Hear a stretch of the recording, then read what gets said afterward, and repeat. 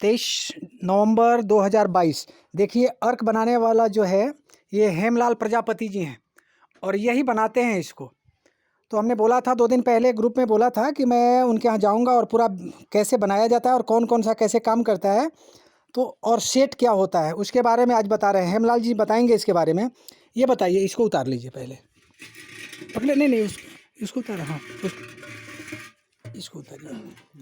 ये देखिए ये नीचे वाला जो ये में अर्क रहेगा। अच्छा, इसमें क्या है कि पानी और जो भी अर्क रहेगा, जो भी जड़ी वगैरह डालेंगे इसमें डाला जाएगा और डालने के बाद इसके बाद फिर नीचे चूल्हा पर चढ़ाया जाएगा।